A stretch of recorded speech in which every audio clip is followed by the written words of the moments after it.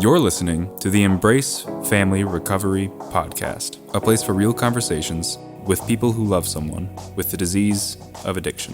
Now here is your host, Margaret Swift Thompson.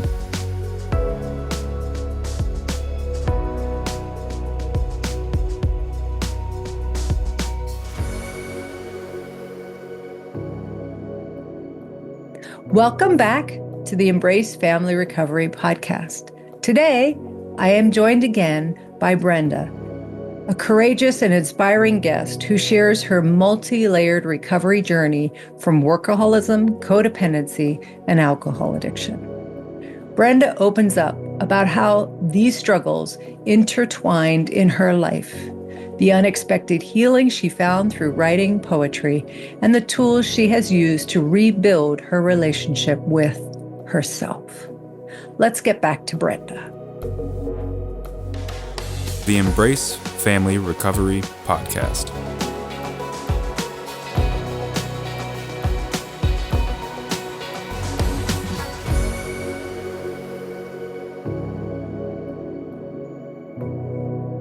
So you find Coda, you start working in Coda. Where's your alcohol consumption at this point? Is it still growing, problematic? It's I'm sober. I don't drink. Got it. Yeah. My bad. Yeah. So No, that's fine. you're sober when you gave your anniversary of 10 years. Mhm. Is that for alcohol? It is. Got it. Yeah. So you chose to get sober around the time you're exploring the workaholism and doing that? I actually addressed that first. Alcohol first. No, Coda the first. other first. Yeah. Workaholism and Coda first. Workaholism and Coda first. So I'm looking at, 2009 would be my anniversary date for Coda. Okay. Yeah. And Workaholics Anonymous, about the same. Yeah.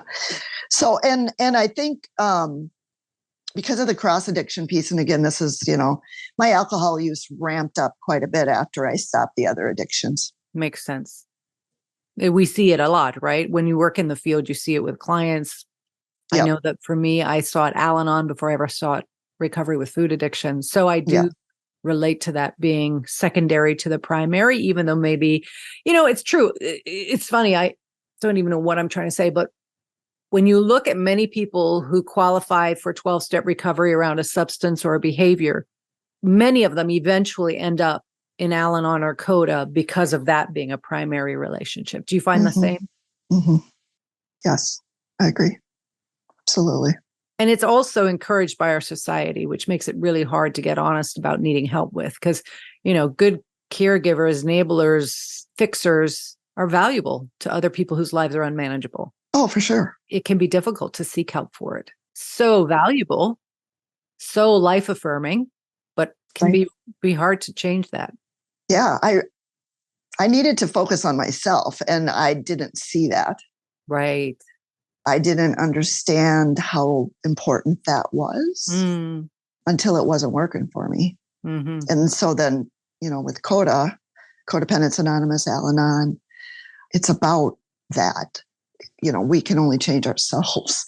And so that's a huge gift, if you will. Mm-hmm. I feel way more serene in my life, peaceful, when I stopped thinking I could, that I could control the world, right, and everything around me. Right. Did that at work too. Although I didn't, I was kind of stuck in the middle there. Mm-hmm. Which is actually, there's a poem I'd love to read to you when we get to that point, but it's called The Middle. And, that feeling of the middle. Why don't you read that? I think let's do a little reading from your book. Okay. Before we jump into that, actually, you said you started it, your writing part wasn't until you got into recovery. It wasn't something you did as a child. It wasn't an outlet for you. When you found it, what did it give you, Brenda? What was I know it probably didn't start out, I'm going to write a book. So what did the poetry, journaling, writing do for you? So it just started it was started after a retreat I was at, this opening, if you will, of words and ideas. And I didn't understand what was going on, actually, because I was like, someone had mentioned at this retreat I was on, it was a spiritual retreat. Mm-hmm. They had brought up a poem. And so that was put in my mind, but I didn't like poetry, frankly. I got a D in English comp in college. This was one of those, what? Yeah. This was an area where I did not excel. Ah. I did not excel in English, not even close. So that's what's really interesting. That's what compelled me. It was like, this is not me. This is not me. What is this? And so I give credit to my higher power because I don't know what else, it was a cathartic experience. It started with a couple of poems where I just wrote after this retreat. And then I just seemed compelled to write. And I was writing 4 poems a day. Wow. I was clipping along. I mean, it was a very painful process. It felt like I was coughing stuff up, It was, and it wasn't a fun experience. So the pain part, Brenda, the pain part of coughing things, I say it's like throwing up furniture. That's what it feels like to me. But when you look at the pain process, was it the actual writing? Was it the memories? Was it what part of it was painful for you? Putting it on paper, knowing it was in black and white? It was the process of, and this has been an issue for me, is trying to get what's in my head out. Got it. And this is still an issue for me, I have to say. It's like I have all this in here, but I'm much better at speaking it than I am at writing it. Got it. Because there's some sort of translation issue. I don't know what it is. And I think it has to do with my perfectionism. Like I'll think of a word and, oh no, that's not the word. Oh wait, I use that word too many times. No, wait. Oh wait, is that and it's this editor in my head. And it was like, after a while, I just get overwhelmed with it and I just stop. And, but this was, it felt needed, if you will. It felt like this is going to help me. This is a needed thing. So I think I can only look at it in hindsight, right? That's what it was for. And so then once I had 130 of them over the course of a couple years' time or so, okay, there they are. And it stopped. The whole thing stopped. Like it was like a fire hose. Wow. It was like, and then nothing. And I have nothing. You don't do poetry writing anymore? No outlet that way. Interesting. No, it's been 10 years. Wow. So what I'm hearing you say for the listeners out there who may be experiencing similar of like a new outlet or a new concept or a new tool that seems appealing when historically would never have been, take a risk and try it out because you don't know what it could do for you and possibly others. Yeah. And I mean, take a risk. I mean, I want to share with you my mug here. And I put this quote in my book, but courage. Courage doesn't always roar. Sometimes courage is the quiet voice at the end of the day saying, I will try again tomorrow. And it is a day at a time, of course. It is. And, I was never a public speaker either, ever. I avoided speech like the plague. I took English Composition 2 as the lesser of two evils versus Speech 101, and got the D. Remember the D? Yeah, the my D. only D in my college career. And now I'm out there doing some speaking, and I feel energized by it. Yeah. I still struggle with putting words to paper. Like I feel like I need to have my talk all written down. This is not that. Obviously, we can't do that here, which gives me a little bit more anxiety. Sure. But, the prep process is my struggle. But the doing it comes like, okay, there it is. Okay. It is what it is. So interesting, though, that so the book came after. So I wrote poems, early recovery from alcohol and codependency, but alcohol was the one that I'm like, I really, really, really have to get a handle on this thing. And then I wrote them all down, and then I just kept getting these little quiet nudges. What are you going to do with them? There they are. What are you going to do with them? And this book idea appeared about 5 years ago or 6 years ago. Which I love the title, Stepping into Trust. Thank you. Yeah, that was, it has a 12-step vibe to it because I'm a 12-stepper. Yep. And it shows motion. Like it's not just I trust now. It's a movement into trust. Mm-hmm. So the title I really like as well. I have to say I do.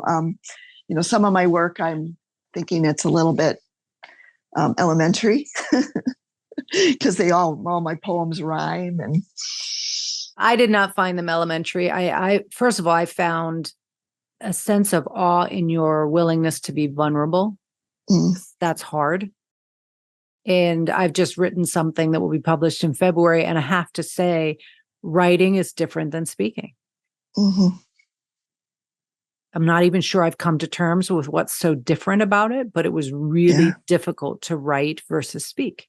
Yeah. Maybe the permanence mixed with a little bit of trauma of what had been done with prior writing that I didn't want anyone to see. But it's interesting. And in this journey of reading your poetry, when I'm going through the process of writing something, it's been kind of cool to think, could I have done that? Could I have been that vulnerable in that capacity? And I respect and love that you say that it was very much led by your higher power, because your story tells it clearly. You were not someone who would ever choose this as a mode of release because you didn't do the writing part. I didn't. And that's where I feel like makes it even more special. Yeah. And special is a good word. I think I'm an odd duck kind of because I don't fit. I feel like, where do I fit? Like I mentioned, I feel like, so I fit everywhere and nowhere. So that's, finding identity. Yeah. Yeah. So let's hear a poem. Why don't we start with the one in the middle or do you want to do a different one? Can I read what I'd like to do? You read whatever you want, Brenda. It's your beautiful words. You pick. Okay. What I'd like to read, because we've been talking about, growth and finding ourselves. I have a chapter that starts out, it's called Finding Identity. And then the middle follows this poem that I wrote. Great. And so, if I just do a little reading. Love that. Yes. It's nothing better than hearing someone read their own words. I think that's so powerful. So yes. Yeah. All right. So this chapter is called Finding Identity. It starts out with a quote from Brene Brown, The Gifts of Imperfection. Brene Brown I am a fan. Mm-hmm. And she really speaks to me and my heart. Mm-hmm. So Brene Brown says, owning our story can be hard, but not nearly as difficult as spending our lives running from it. Only when we are brave enough to explore the darkness will we discover the infinite power of our light. So I go on to start. At first, I didn't want to look at my story. When I finally became willing, it was an extensive search to find myself. I was an expert at putting on a mask and trying to be what I thought I should be in each area of my life. I don't think I knew who I really was deep down before. And I'm not sure I liked who I was. I had a lot of shame around being an addict. I came to the realization that I used whatever I could to not feel vulnerable, including overworking, alcohol, caretaking, and overeating. I needed a lot of support, but felt too high maintenance to reach out. I stuffed the feelings of needing help and being vulnerable deep down. This equaled needs not being met, which led to more feelings of neediness, a double bind. I was very afraid of rejection, and this kept me from not reaching out when I needed to do so. My lament was, others can work a lot and drink and not have the consequences I am experiencing. I felt different, set apart, At the same time, I experienced a growing awareness that I was so much more than what I did for a living. It was liberating. Today, I can say with 100% certainty that I like myself, not for who I am supposed to be, not for who someone else thinks I should be, and not for who I think someone else wants me to be. I like myself for who God made me to be. I have come to see that there is joy in the journey of discovering who I am and what I value. After awareness comes the important lifelong task of being true to these values in my words and in my actions. So that's the beginning of that chapter. Mm-hmm. So the first poem, we've talked about the middle a little bit already. Yeah. This one is called The Middle. I've always felt stuck in the middle, ever since I was very little. Being everywhere and nowhere best describes the feeling.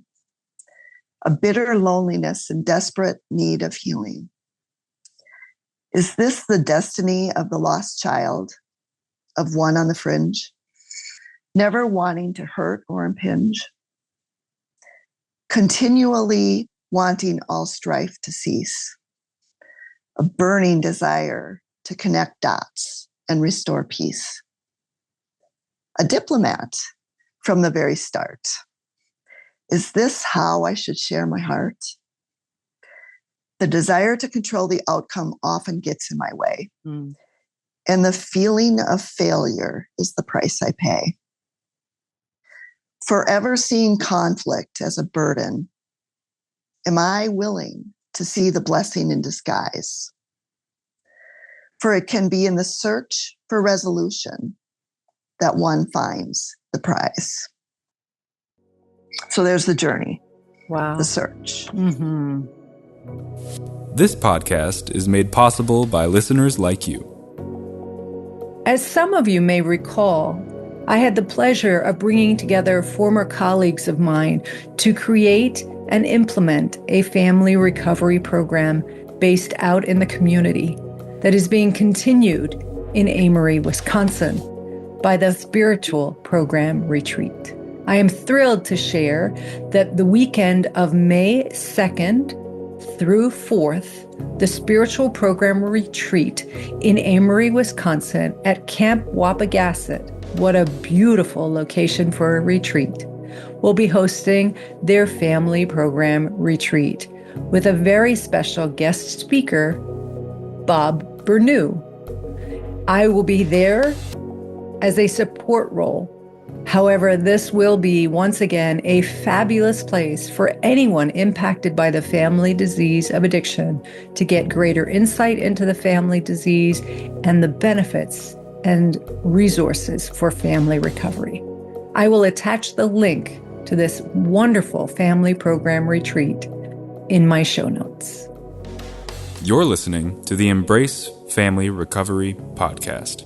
Can you relate to what you're hearing? Never miss a show by hitting the subscribe button. Now back to the show. Well, it's ironic that you talk about vulnerability. When I listen to you, I mean, that's exactly what you're being. You did everything to avoid feeling vulnerable. And in putting words to paper, you were willing to be vulnerable and in turn help others to maybe reach parts of themselves they haven't through your vulnerability. It's quite beautiful. Thank you. Yeah, it has a purpose. I just, I'm letting my higher power lead. Yeah. And it's been kind of a slower journey than what I expected with the book. I think, you get out there and, now I'm going to sell books. Mm-hmm. Okay, this is what I'm supposed to do.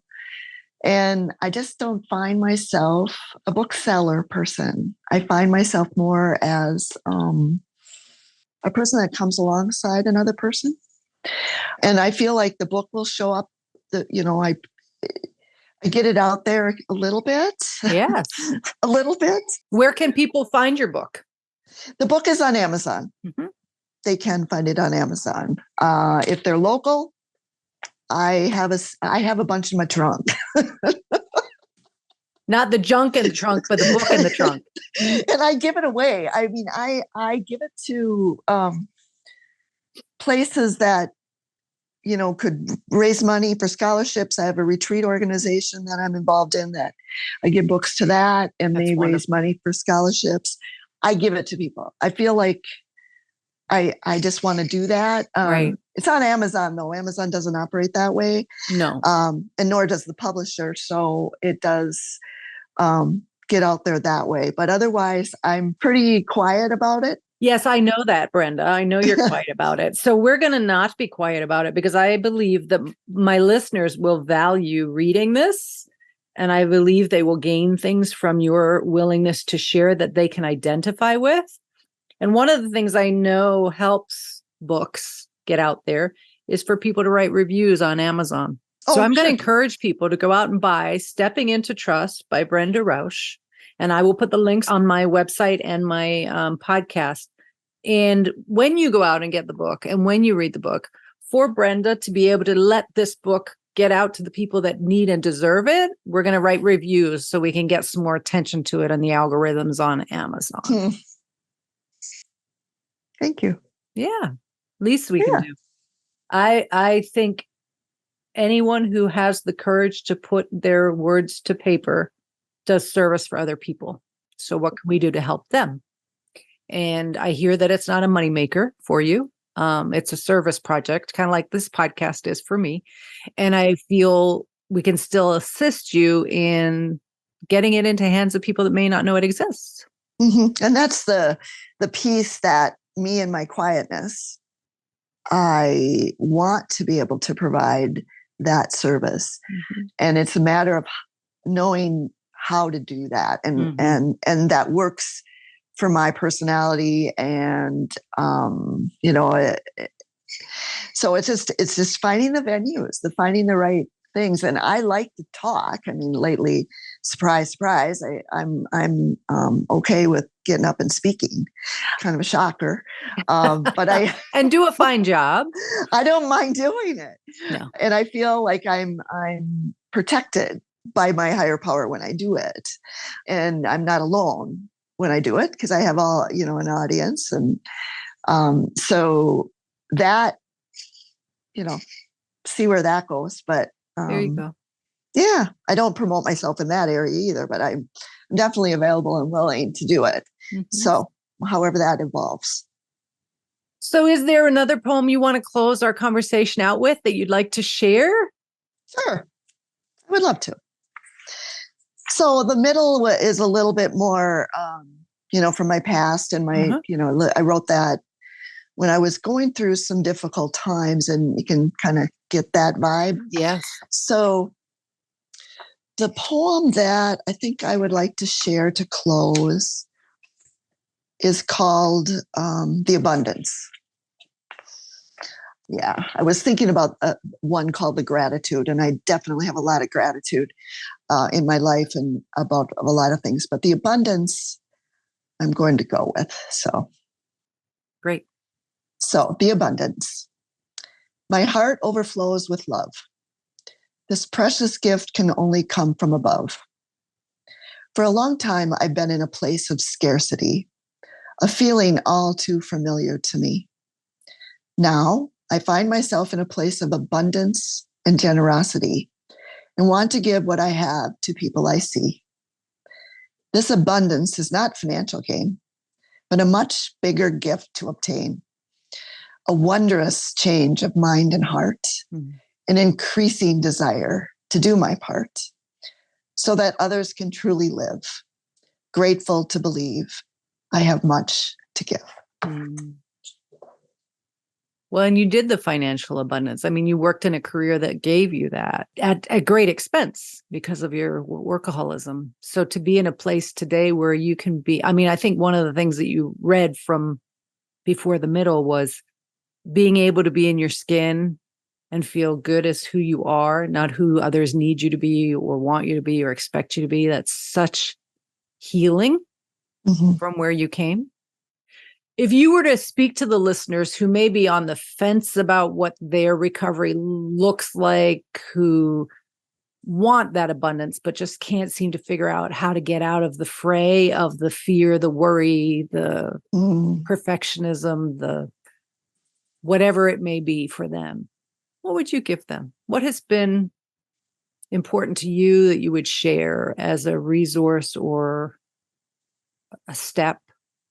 It's a really good question. First of all, I had to identify that that the pain I was feeling did not help me and was not, I wasn't happy. I wasn't happy. So I had to identify that I was in a place where I didn't like. I didn't like it. Then I had to come to a place of, well, can I do something about it? Is that, I had to find some hope. I had to do some exploration, try some different things. I had to be in a place where I needed to look up. I needed to ask for help. I mean, which is so hard for us that sometimes we think we want to control everything, and need to control. And I don't know, the reluctance to, get some help, whether it be a self-help group or a therapist or a coach. It's hard. When I talk to people now, I mean, I walk the talk. Right. I'm still in therapy. I've been in therapy for 20 years. So what? Right. It's a gift.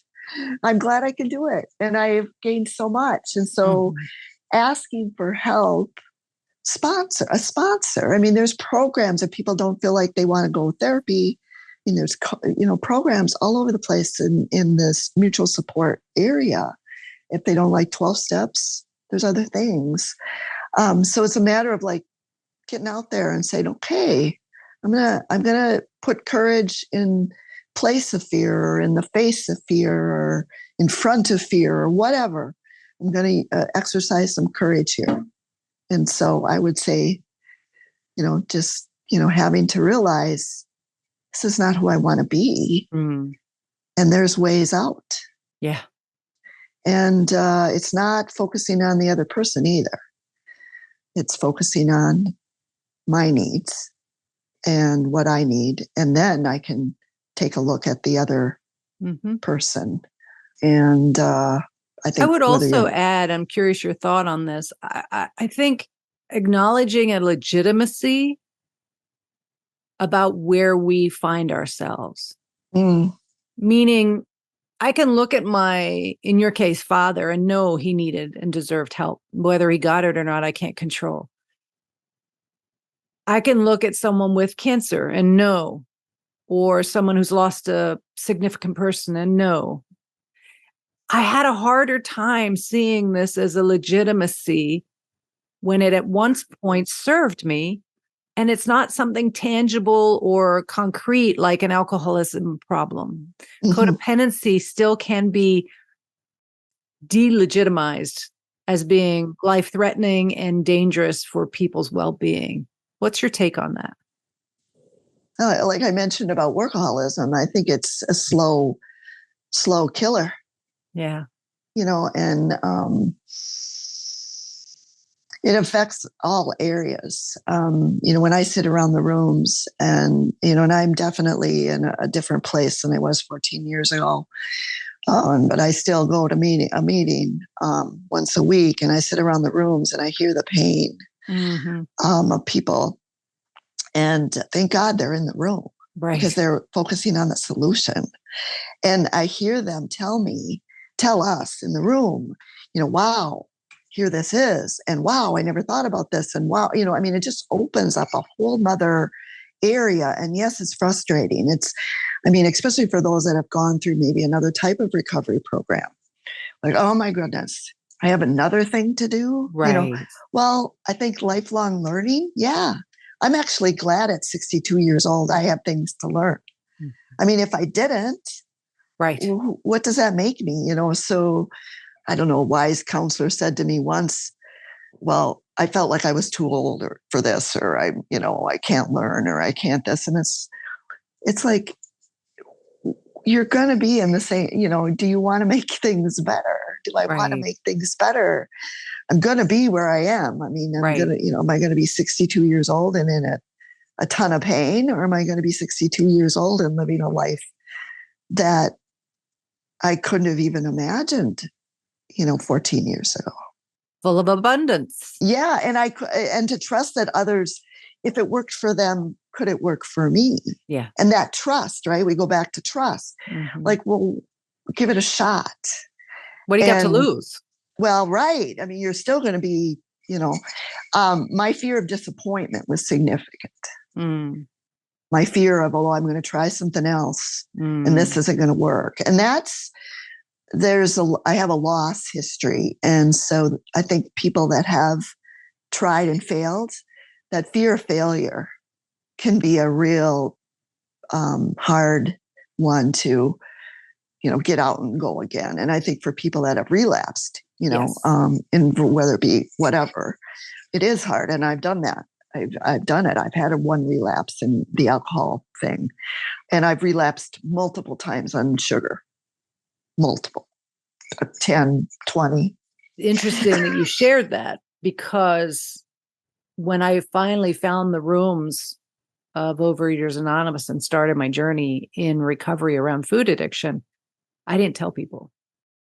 And the reason I didn't tell people is I had tried Dr. Phil, Weight Watchers, Curves. I could list the different books, the different programs, the different things I had attempted. And I didn't want to hear from anyone, oh, what's this fandangled idea you've got going on? All you need to do is get over it and stop doing it, because that was the common theme. And it took me a while, to be honest, other than the people in my close immediate family, a few friends, to get honest about what I was doing, because I was so fearful of failing. For sure. And it's like, do I have to do it this way? I mean, it's the same with the alcohol or the work. Right. It's the same question. Why does it have to be this way for me? Right. When so-and-so over there can eat a cookie and not have this craving jump at them. And it is about that. I mean, it's like, I can't. And I'm in a place, I've been abstinent from sugar now, again, for the umpteenth time, 4 months. Mm-hmm. And I've been here before, and I'm afraid to even talk about it because I'm thinking it's not gonna, so. I hear you.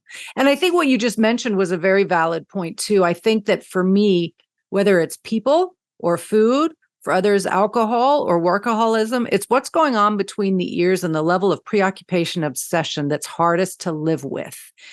And no matter what, I've been thankfully in recovery and abstinent for a very long time. My body change has happened with menopause and all sorts of life events.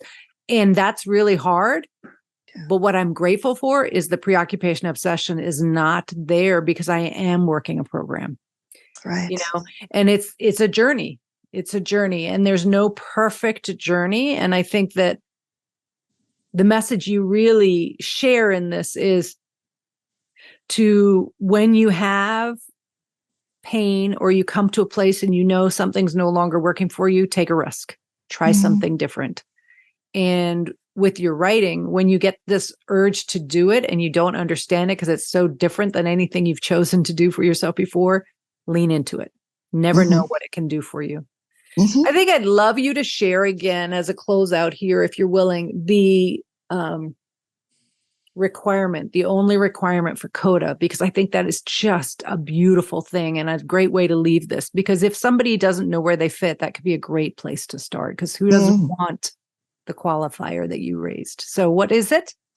Sure. The only requirement for membership is a desire for healthy and loving relationships. Who doesn't want that? And that's with ourselves as well. With ourselves Absolutely. as well as others. It's both. And that's important. Yes, it is. And I love it. And I think that's a great place to leave it for people who may be wondering where to go. I want to do something, but I'm not sure how to go because I don't have, say, an alcoholic in my life.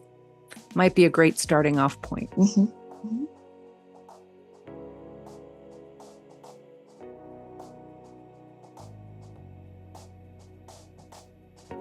Thank you, Brenda, for sharing so much of yourself and your story on this podcast, and for your beautiful poetry book entitled A Poetry Journey of Recovery.